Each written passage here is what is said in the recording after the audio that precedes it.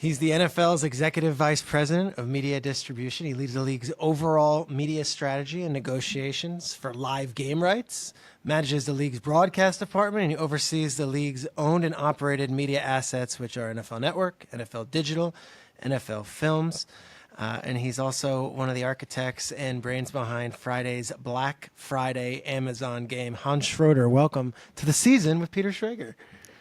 Thanks, Peter. It's good to be here. Long time since I've seen you. No hoodie today, Hoodie. A little disappointed in that. We do Good Morning Football in a studio in New York, and we do it for the three other hosts, and we don't realize that people are actually watching. So when I wear a crumpled up hoodie and I'm sitting there with a zipper on, I don't really think that the NFL league office is actually watching. I like it. We're trying to get younger with our fans or whatever. I like the hoodie. It reminds me of that. So that's it. Last night's Monday Night Football game. We're recording this on Tuesday morning. I said this, I don't work for ESPN. It felt big. The broadcast felt big. Two different sideline reporters. There were 4K cameras. There was slow-mo. There was drones. There was Manning cast. It felt like a Super Bowl preview. Did you get that feeling watching the game as well? That the big games, we do have a tendency to put the weight of the league behind it, and these networks know that, hey, we're going to put the best product forward. Yeah, look, I think every year we go into the scheduling process and there's a number of great matchups, a number of great stories we're trying to make sure we get surfaced. But there's always a handful of games that really rise to the top. And a Super Bowl rematch, I think I read somewhere, surprisingly, it's only happened like 9 or 10 times. Only 9 times. Yep. 9 times, I think I was right. So, we knew this was going to be a key one. And, the interesting things that we've done over the last couple of years with our partners all doing such a great job, and especially on the Disney side, continuing to build Monday Night Football again, to use the simulcast and the reach on ABC, to add the Manning cast. That's been great for us because now we really have, homes for these great games across any of our packages. And we know whoever gets that game will do an unbelievable job building it, promoting it, making it feel, like you said, like it's different. It was awesome. And it should. And so, we allow a lot more flexibility in the scheduling process because those games can go to a number of outlets. This year, the schedules we really liked ended up showing this Philly-KC rematch on Monday Night Football. And so we loved it. And ESPN said, look, if you give it to us, we'll blow the doors out. And they did. And, I was texting with Burt Magnus last night at ESPN from the game, from the field. He said, this feels like a Super Bowl. It feels really, really big. Joe and Troy are awesome. The environment, KC as an environment, it's just an awesome place to see a game. And then the game. It had all the elements and the drama and sort of the back and forth, so yeah, what a way, midway through the season, maybe a little bit beyond, to have this tentpole, and then a tentpole that kicks into what is shaping up to be an awesome weekend of football over Thanksgiving. Let's go all through throughout it. The weekend. It's going to just be incredible. All the networks are diving in full bore on this, and you start off. I'll be shameless and say we start off a Good Morning Football on Thursday morning on the NFL Network. We start off every morning on it. Yeah, that's it. We're just setting the table. There we go. And then Fox has their whole pregame show. Unfortunately, you just got to hang with Kyle for way too long. Too much. It's 3 hours too many. No, Kyle's been great. It's like Kyle's a family member now because we spend every Thanksgiving. Can we just pause for 1 second? I have to say this. Yeah. And Jamie's great. Jason's great. Kyle is great, but really, you're the puzzle I wanted to solve. Like that's the line he went with. Like, he acted like I hope you guys pulled him aside. I mean, he was so proud of himself. Oh, so if you're not okay. So Kyle goes on Wheel of Fortune. Vanna White is there. I think Vanna White is mic'd up, but I don't think I've ever heard Vanna White really speak on Wheel of Fortune. Kyle takes his shot and he says, "My wife is here," so he couches at that and says, "Vanna, you're my boyhood crush, and you were the puzzle I always wanted to solve." And Sajak was hilarious. Sajak's like, "Really? That's the line?" And Kyle's like, "I don't know, it just came to me." Kyle, I know Kyle. He had written that line. He flew 7 hours to California. He practiced it in the mirror 16 times. He went out there, scripted, and it actually was a pretty good line. It was a really good line. A guy that likes to act like Spicoli usually has his homework done. He's rolling ahead, but that is it. He does act like Spicoli, but that's hours and days of planning going into that line. But it's good. I appreciate it's topical too. Like the puzzle we wanted to solve this year. We can talk a little bit about Black Friday. That's been a puzzle of ours too. Like Perfect how we roll segue. into it or whatever. But I couldn't use this opportunity and not sort of give Kyle a hard time. It was great, and it was funny. We were laughing so hard at home. He's the best. And the next morning, I'm flipping through the New York Post and I see an article that says was NFL analyst or whatever they titled him. Tells Vanna White she is the puzzle. I'm like, yes, we made the post, and for all the right reasons, Kyle. But you know, the other thing we can't, before we move on, can't get too far away. He misses the anchor man. I know. He misses the says anchor wow man. Like that has to haunt him. It has to lose a little sleep over that. So I did Celebrity Jeopardy a few weeks earlier. Did you really? I did. And maybe I should have done my homework more myself. I don't live in Westchester, you guys. There's a little like circuit of you guys. You all have a text chain, the bubble outside of it where I am. I did valiantly. I came in second place. I got Final Jeopardy right. It was awesome. I lost to Mira Sorvino, who is a Harvard grad, Mensa member apparently. Didn't learn that until afterwards. Did great, but I got the daily doubles wrong. And Kyle the next day was very complimentary. I made a lot of money for charity. We had a blast. It was good.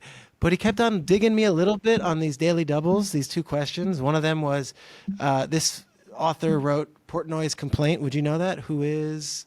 Put you on the spot. Philip Roth. I didn't have it. I didn't get it. Great. Fine. Wrong. Kyle gets an Anchorman question, a movie quote, which is so wheelhouse for him. There are shirts. One of the ones from the canon, like the canon, and like that is like Urban Outfitters has shirts with that. Boy, that escalated quick, and he got it wrong. So $169,000 for charity. Kyle raised for Make-A-Wish. Very good. Got the question wrong. Well, you guys were both awesome for doing that. We loved it. Creating a lot of good great. And a lot of fun. So it was good. It was fun to watch. So back to Thanksgiving. So we'll do Good Morning Football. Then the pregame shows. Fox is actually sending their pregame show to New York, which I think is cool. So you're going to have the whole Fox pregame show in New York City, live from the parade. And then we kick off, and it's Fox in Detroit. Lions versus Packers. Then we have CBS Commanders versus Cowboys. And then you have the nightcap with Seahawks versus 49ers. I thought it was interesting. All three of those games have like pretty major musical acts at halftime. So it's not just football. We love our football. I feel like we're making this into broadening the horizons. I don't know if that's it's not brand new that we've done halftime acts, but I don't think I've ever remembered 3 halftime acts during the Thanksgiving games, maybe one. Look, it's such a unique day, and it's unique in a couple ways. And, taking a step back, you look at the Thanksgiving weekend, and for years across this country, it's been about friends, family, and football. Mm-hmm. And, that's just increased each of those variables. It's really sort of almost, as important as the December holidays to many people in this country. It's a chance to get together, make families get together for an extended period of time, and really enjoy being together, which I think post-pandemic, there's an element there that I think people are truly appreciating even more. And then what we're excited about is the football aspect that's now layering on top of that. And it's not just us. It's at all levels of football, which we love and celebrate. You got high school still happening. You have college. God, it's going to be a huge one in Ann Arbor at noon on Saturday, which is just going to be incredible, right? But, you look at what it's become for the NFL, where the tradition's always been there in Detroit and in Dallas and through the weekend. But it's just continued to grow. I mean, last year, what did Giants-Cowboys did 42.5 million viewers? Most viewed game, regular season game, I think, in NFL history. In history. And so for us, we just think we can build on it and fill out the weekend. And, before we even get to Black Friday, you just look at the Sunday slate that we've had. You have Pittsburgh, Cincinnati, anchor in that 1 o'clock window in a pretty meaningful way. Denver, Cleveland's a big game. Cleveland, that was a big. I mean, there's a lot of great games sprinkled throughout the day. But just, you look at some of those games that are really – Jacksonville, Houston. Huge. Well, let's talk about the C.J. Stroud story for a second, man. And I think they beat Jacksonville the first time. So, that game's going to be intense. And it rolls into then, a couple good late afternoon games, but really Buffalo and Philly. Awesome. Buffalo, coming back off the heels of the win on Sunday, and really, a stretch of great 425 games we have ahead of us for the next little bit, rolling into Baltimore and Chargers. I love that Baltimore Chargers game, which really Chargers kind of feeling like season on the brink a little bit. Yeah. Ravens finally the 1 seed. So, and then you end up with the NFC North, which, the Bears, have had up and down, a lot of injuries with Fields, but you end up with a really strong black and blue division. The great story with Dobbs in Minnesota, by the way, who should have gone to Princeton, played football at Princeton originally. Right? Was there talk? Yeah, last minute switched to Tennessee. So, right? Okay. Well, it happens to us occasionally, so it's great. So that weekend of all these games, all this football is awesome. So how can we make it better? Yeah. How can we make it bigger? Well, right? I remember, what was it? It was the Harbaugh Bowl the first time before the Super Bowl. That was the first Thursday night, or the first Thanksgiving night game. And I was in that building. I covered it as a reporter going, into Baltimore, and it was San Francisco, and like that was a major deal. Like, we're going to do football on Thanksgiving evening, and then that becomes now second nature. Everyone just assumes that. Where did the Amazon Black Friday idea come to be? And has this been brewing for a while, or was this Amazon coming to the table to you being like, hey, give us the NFL, we'll also put together something, and we're the face of commerce, let's put together a Black Friday game? Yeah, as we went into the last cycle of deals, so sometime probably early in 2020, we did a lot of work starting to look at a number of different things, what an expanded season could look like, what type of game inventory we'd want to take back from our partners, what new windows we could build, how do we extend Thursday night as an example and build that into a bigger, broader window. In the midst of the sort of noodling, the idea of, hey, should we look at Black Friday as a day? It's become, again, such a tentpole day on the calendar, and it's coming off now a day that the NFL just dominates on the Thursday of Thanksgiving. Is there an opportunity to fill that? College is still so strong on Saturday. You got a bunch of high school Friday night. You have some college Friday night. You can college Friday throughout the day, but college is almost more of their bigger games to Saturday, and some of those traditional rivalries aren't on Black Friday quite as much. There's an opportunity. Hey, is that something we should look at? And then we got into the deal process. We said, hey, we're sort of seeing and having these conversations with everybody across the table.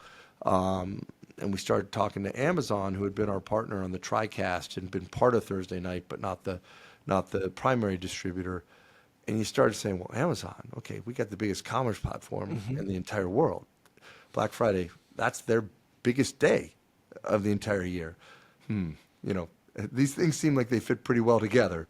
And so in the process of that, I think, a lot of conversations all the way up to the top sides of both organizations, but I think a lot of momentum really started to build around there. And hey, this is something that I think could be really transformational for both sides. And not just about adding another game window, but also how we do something unique, how we create a new window, a new tent pole, how do we have a bigger impact, how do we bring more elements in, how do we change the game experience a little bit more than what a typical game is, how do we have a bigger impact, Thursday night for good and otherwise. And so those elements all sort of wrapped in, and I think said, hey, and Amazon came to us and said, hey, we really want to do this too, and we think we can make it bigger. We think we can deliver on all those objectives. And so it became part of the deal, and sort of part of the deal that we said, hey, year one, we have enough to get out of the box with. We have enough to focus get on the fairway and deliver against. And then we got through the end of last year, and we got through around this time last year and said, hey, this looks like this idea still resonates, still thinks it makes sense. When we saw the results of the Cowboys-Giants and strong viewership across all three games, quite frankly, and said, we got to the offseason, this is the time. We feel really good about the awesome start Amazon had last year. This is a way to sort of really take that and extend it and build on it. And so pretty quickly into the offseason realized this is going to be what we add to it. And so we're excited. And divisional, it's interesting with the games, especially on Thursday and into Friday, they're all interesting too because they're all divisional games, right? And those divisional teams know each other. They've scouted each other. In short weeks, you tend to get some of the best games from those divisional guys that sort of know each other a little bit better, a little bit more intimately than maybe two other teams that are on the calendar. When you guys agree to do the Amazon Black Friday game in the second year of Amazon, you go to these league meetings, and the schedule release is coming in May, and the league meetings are usually in March. I know there's behind closed doors, and there's also several Zooms and calls, and all different networks will say, hey, if possible, here's our ranking system. Here are the games we want, if there's any way. And you guys kind of work with the networks and say, well, we're going to give ESPN that Monday night game, but then Fox, you're going to get Eagles 49ers, and CBS, don't worry, you're going to get this awesome, Bills Eagles game. Like, you spread the love a little bit. Where does the Friday Black Amazon on the Thanksgiving Day game and NFL kickoff and these huge Sunday night, where was that in kind of the pecking order? And was that their first pick of like, hey, that's our biggest game? Yeah, look, I think you're absolutely right. We go to all partners, and one of the data points that's really helpful for us is to get our partners' perspectives on how they view the top games of the year, the games that may matter the most to them. Sometimes it's not always the most marquee game. Sometimes they just like a game better. They feel it fits better for their network, their markets, their history. If they've covered that game the past couple of years, where they just want it, right? And so clearly, we thought about Black Friday in a way that was very much at the top of the list. That it's a new window. It's a window we want to make sure we put our best foot forward, and we schedule a game that we think is going to be a very strong matchup. Look, you never know. Fortunately, as of this point in the year, we haven't flexed a game in any of our packages yet, and so maybe the crystal ball this year is a little bit better than even other years, where Mike North and Howard and Ani and Charlotte, the scheduling team, what they do for 5 months, really from January through mid-May of nonstop 6, sometimes 7 days a week, going to all the permutations of schedule. They work pretty hard to make that crystal ball shine pretty bright. And this year, it's proven up, and we've had great stories. We've had some things we couldn't predict, and so you never know exactly how the matchup's going to play out like you think it is. Certainly this year, when we went into the year, we were thinking, hey, this is the Jets with Aaron Rodgers and coming in against the Miami that's going to be explosive. Tyreek and Tua, yeah. And there's been some turnovers. There's some changes. The Jets have gone through some ups and downs, but, are still in the playoff hunt, still fighting for it. Now going to have a new quarterback this week. You get the Dolphins, with a chance to sort of continue to beat some teams that are maybe perceived as a little bit stronger teams and better teams than maybe some of their wins that people would hold up to. So, look, the NFL is a week-to-week league, so I don't know how much stock you put into all that, but the idea is we still think it's a really good matchup. And anchored and centered right around New York, retail capital maybe of the world, to play in a day that's going to have a lot of retail themes to it. There's a lot I think we can do adjacent to that. So we're super excited about what the Dolphins coming to the Jets is going to be on Friday. And again, we can only set up so much, and then at some point it's the game itself. But we're hopeful that it's going to be a great one. I think it's pretty cool because couple years ago, they debuted the Nickelodeon game, and that was a huge success. And it was like, here's something that's a little outside the box that you might not be typically used to as an NFL fan. And oh wait, we love it. This year, the Falcons Jaguars on the Toy Story broadcast, which had a different audience, very well received. People loved it. Now you have this Black Friday. Is there a group here within your group of media colleagues at the league office who are just constantly throwing things at the wall saying, hey, what if we consider this? What if we consider that? I feel like that's a cool ideation process of, we have the game. We know it's amazing. Who else can we reach? How else can we reach them? And in what avenues can we do it? Yeah, look, I think the benefit we have is we have a super talented team, not only directly in the broadcast and media group and the ideas that get generated from that crew, but across the league, people aren't afraid to throw ideas at us. I mean, it's one of the things Commissioner really, one of his management and leadership styles is constantly about innovation and evolution and pushing forward. It's not so much what we've done, it's what we can do and what's ahead of us. And you sense that around here. And there is, we want to be smart. We want to be smart, and we want to be thoughtful in where we experiment and how we push. So a lot of work goes into the evaluation and ultimately the execution of those ideas. But it just doesn't stop there. We have great partners. Our partners bring us ideas. Our partners push us on, hey, can we do this? Hey, can we do that? And we love that. We love that. And other people, I think you've thrown a few ideas to us over the years. Don't be shy there. I've got ideas about different ideas. So, a lot of the work ultimately is the prioritization, sort of what here is really going to break through, and then the learnings we get out of it to make sure you're really disciplined, that over time you're not doing something to do something, you're doing something to have an impact. And that's what we've seen. And you mentioned a couple of those alt broadcasts. Certainly we love what we've done with Nick. We love the Toy Story. We love what, I think the Manning cast have really grown. We love what Amazon's doing with Prime Vision and that deeper that is cool. football-centric, I've seen that. predictive elements, bringing some AI and really inside the game and even going to the All-22. I thought the LeBron cast was cool. LeBron's great. But, it's not just, some of that stuff catches more of the attention. Some of the stuff we're doing just to make the game more available to different parts of our audience, our Spanish language broadcasts, especially as we add more Spanish broadcast distribution on Telemundo, ultimately now with Univision this year on Super Bowl, with CBS, and making sure we're giving our fans on the screen they want, the experience they want. That's really important to us. And, there's some inertia to overcome. There's some ways that, hey, we've been doing this for a long time, that you got to break through a little bit.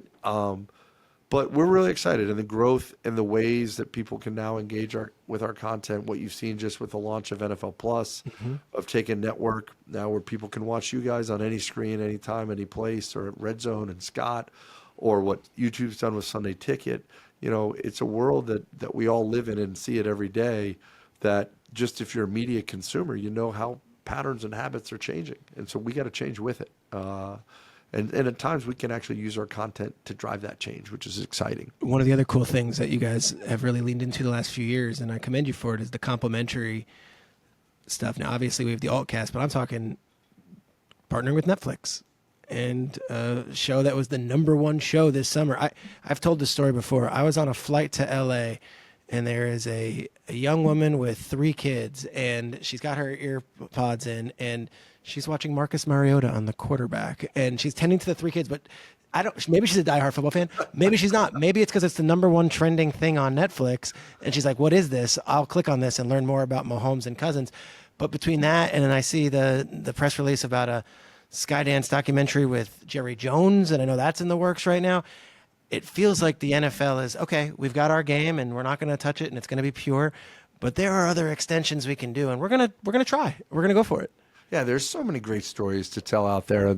Ross Ketover and Keith and Pat and the films team do such a great job, but I don't think, we just can't do all of them. So we have this new partnership with Skydance that I think you'll start to see really over the next couple of years accelerate the amount of great content we're able to produce about the NFL and all other sports. The goal there is to be the ultimate sports studio across media, and I think they're on their way to do that. And you're right, like we're just starting to scratch the surface, and some of these other forms, non-game stuff, or like quarterback getting onto those platforms where we know our fans are spending those times. Sometimes it's about taking something like the Toy Story game that was available in 95 countries. Is that right? See, I wouldn't even know that. Yeah, right. And trying to get people to experience football in a different way. And sometimes it's about going up beyond different parts of the game. Like flag football now is a high school sport for women in 10 states, I think, around the country. And it's the youth sport. And it continues to grow at astronomical rates. It's going to be in the Olympics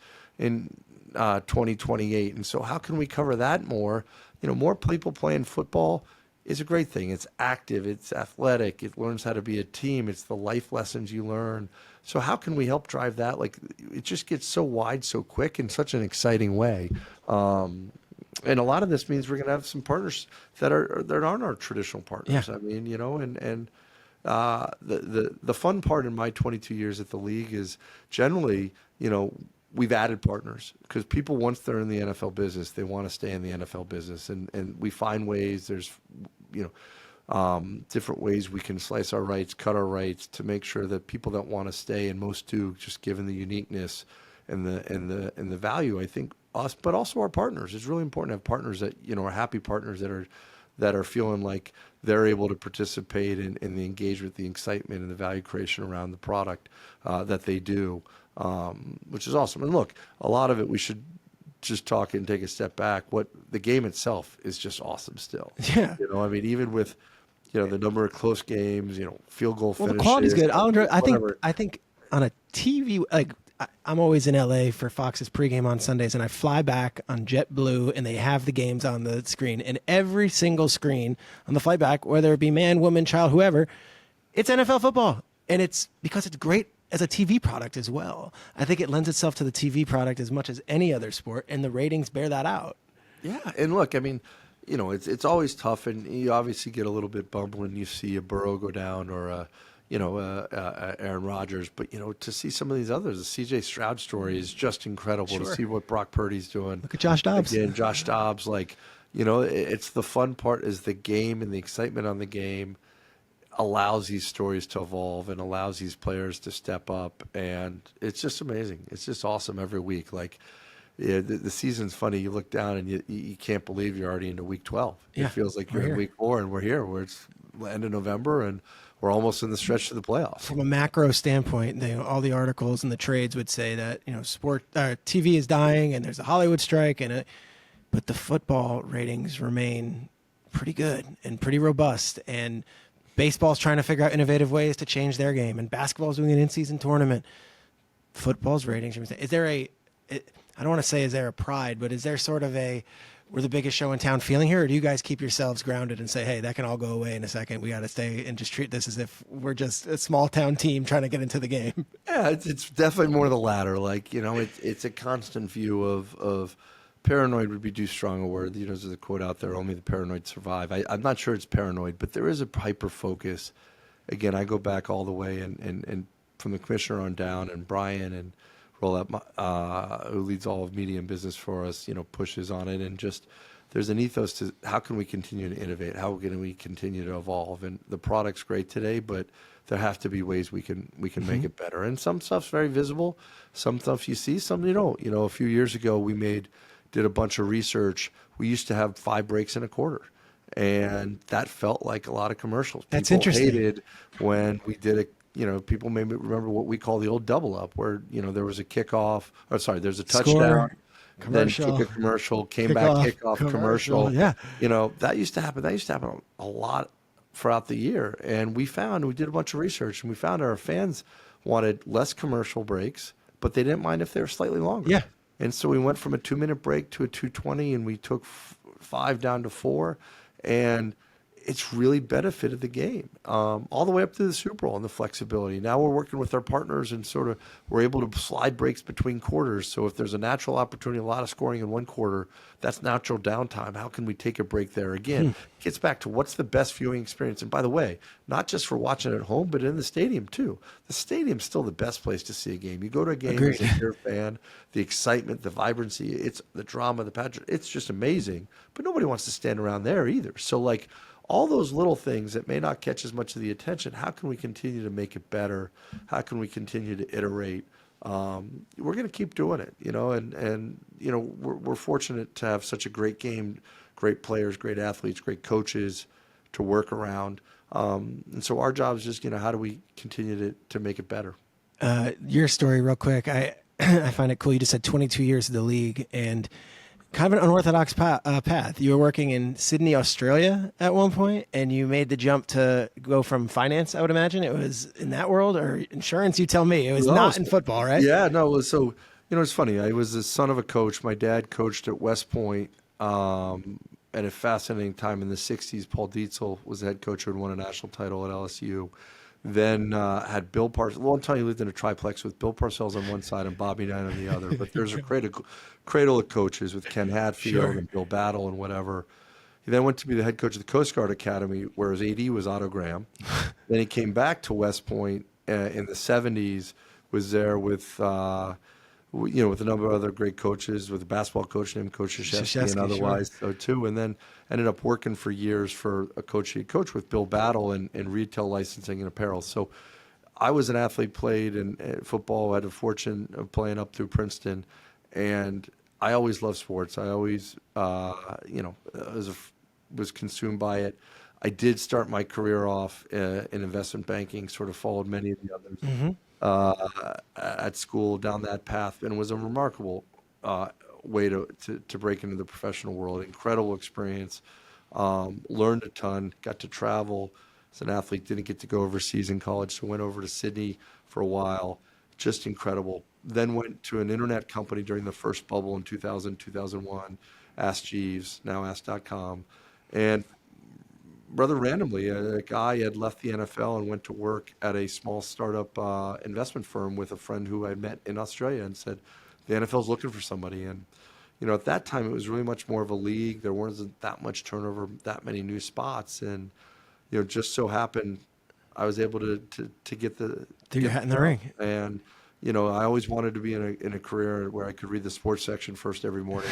And that was my job rather than the business section. Now I read both. But so, yeah, it's been great. It was 22 years, got to spend the first 4 or 5 working in all different parts of the league, international to our stadium construction program to revenue sharing, but always with media as a part of that. And then got asked in 2005 to come over and work in the media business, help lead our deals and our strategy, and then also incubate a bunch of different digital businesses. So over that time, and then now, whatever that is, 17 years later, 18 years later, sort of in the role, get to still do and work on things that are fun and enjoyable and a passion. If you this saying? If you find something you're passionate about, you never work Yeah. another day in your life. So, I'm not sure that's exactly true. We still work pretty hard around No. here, but it is fun to work on something you really love. So, and Oh, to yeah. work with great people and great people.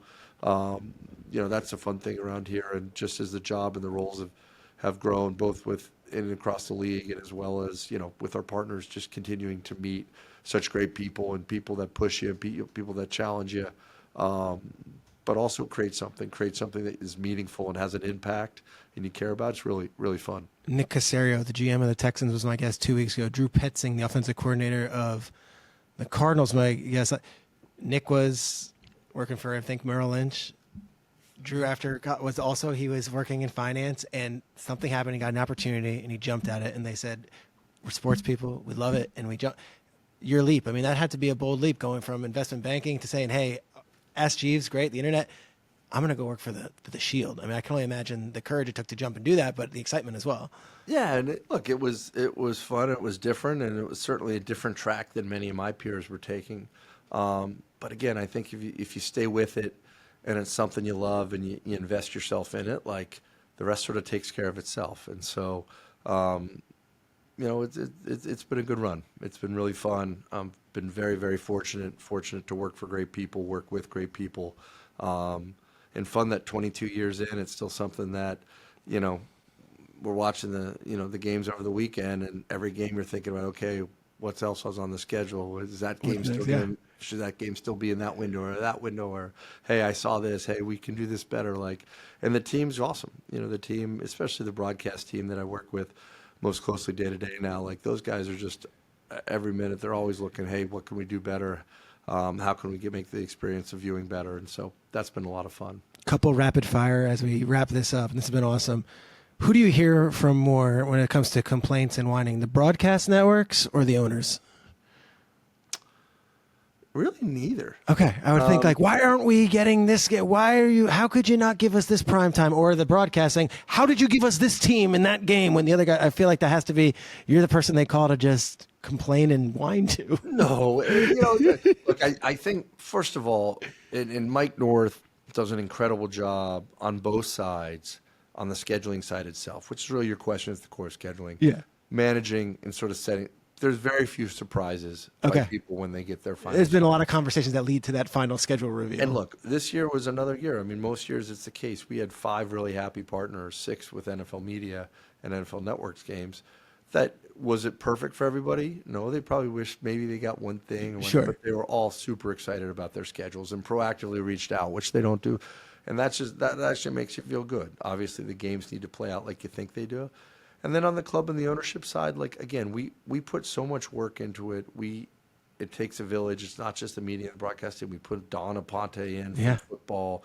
Hey, is this a challenge to put a team on a road here, then back at home, then road there?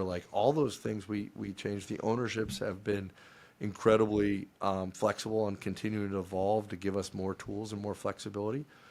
Do some clubs have some things in their schedules that when they finally see it, they don't love? Absolutely. It's never perfect. And we feel that. We own it. And we feel terrible when we hear that. But I think, those hopefully are much more the exception than the rule. They definitely exist. And there's definitely things that we learn from. And we file it away for next year and say, hey, and look, we've already learned, this is the first year of completely new media deals and TV deals. With the new format, the away team no the AFC, longer the NFC, what goes into what package. And that gave us a lot of flexibility as we went into the year, but we've already learned a lot going into that.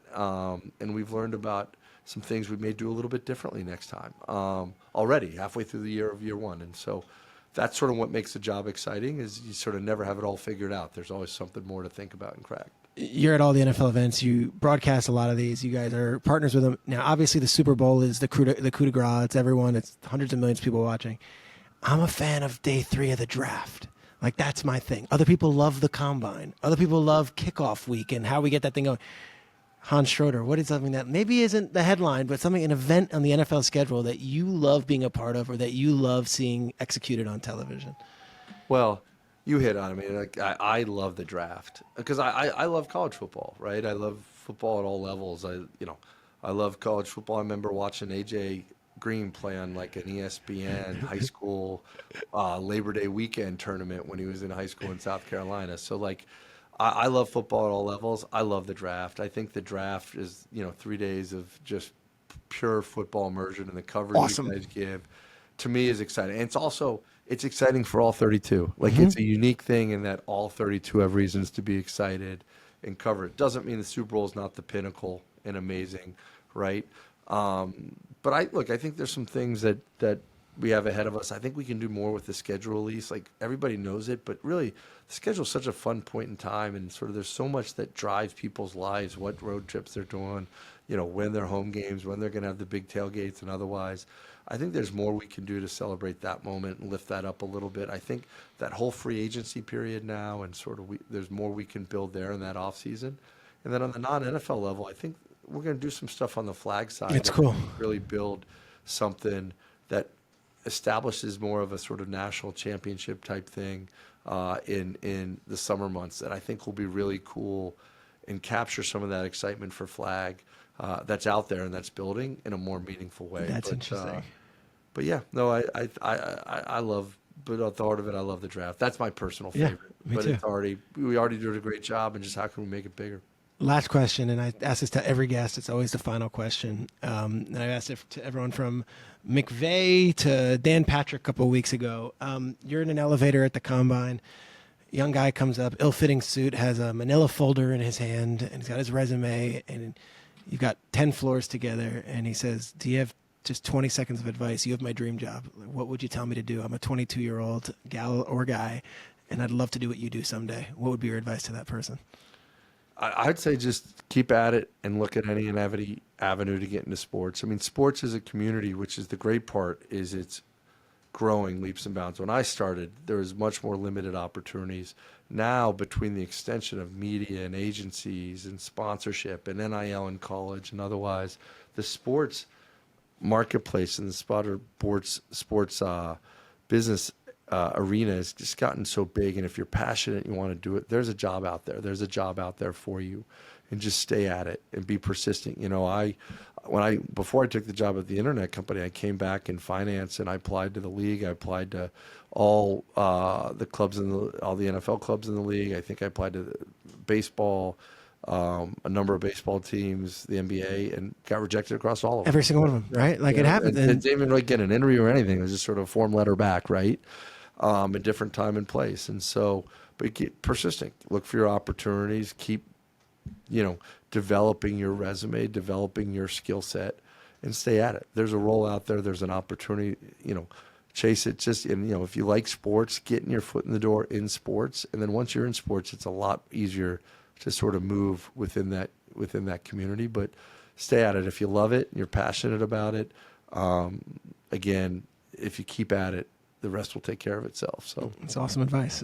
Friday, 3 p.m. Eastern is the actual game, but I imagine Amazon is going from like noon on. I'm sure they're 1:30 start with the pregame. 1:30 pregame. Right into it. 3 o'clock. And is it true that it's not just on Amazon? Someone told me that it's like, I was listening somewhere that you can watch it anywhere. So one of the things we wanted to do, especially with this new window, most of the games are principally within Amazon Prime. Yeah. This is available for free across Amazon. Got so it. You go to the website. Got it. Go to the app. You don't need to get all the way into Prime. You may need to register otherwise based on how their app works. But on the website and otherwise, it'll be free and it'll be streaming there. Still be over the air in the home markets of the two teams too. Just that's really important to us and continues to be. But you've probably seen a lot of the Rolling Stones Painted Black already. A great tune from back in the day, but fits right in. And it's exciting. It's that's one of the fun things when you're here a while and you can do something new and be build something new. And again, it's taken a lot of different people from all across the league to do that. It's going to be fun. It's going to be exciting, and hopefully a lot of people are finding time amongst their busy Fridays to watch the game, get some of the unique deals that are going to be part of the game that Amazon will have for you, and enjoy some more NFL football. So. Start your week Thursday morning, Good Morning Football, and end it on the final snap of Vikings-Bears. I think that sounds like a great plan for the NFL.